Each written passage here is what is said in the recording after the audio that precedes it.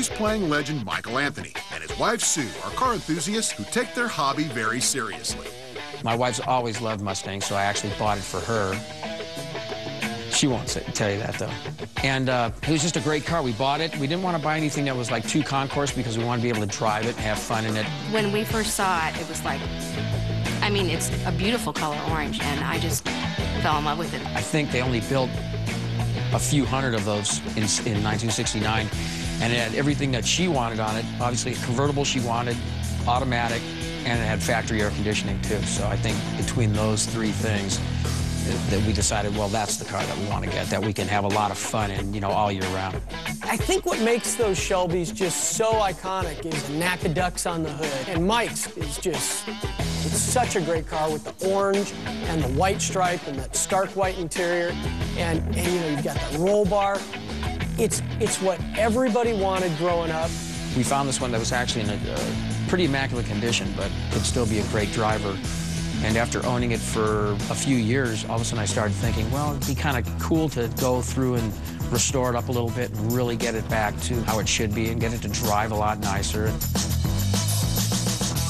Well, if any place could make a car like that Shelby even better, it would have to be Gateway Classic Mustang in Bourbon, Missouri.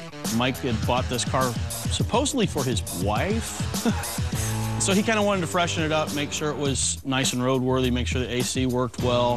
He was having some problems with overheating and things like that. So basically, we just wanted to freshen it up for him. Late 2007, Sammy and I went out and we toured in the Midwest, and Sammy had just had this company, Gateway Classic Mustang, out of, I think they're Bourbon, Missouri, built him a Red Rocker Mustang, which I knew nothing about until we started the tour, and I saw it because the car was touring around at all the venues.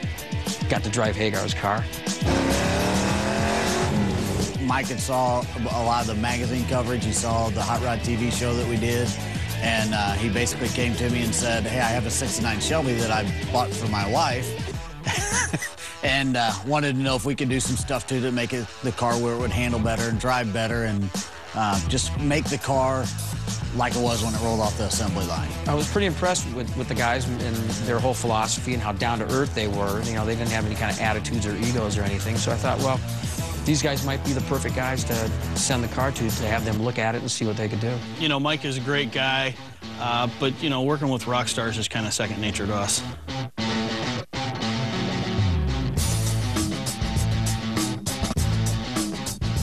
So the Shelby was sent over to Gateway, where a team of superstar car guys disassembled both the engine and the suspension. This car came in pretty good. Somebody had restored this car in the early 90s. When you do a restoration like this on a car of this quality, you want to try to make it look exactly the way it came off the assembly line from Detroit. They did a lot of the correct concourse paint underneath, where basically the bottom of the car was all primered from Ford. The engine bay was just sprayed from the top, so none of the undercarriage really got any color on it, so it's just the gray primer.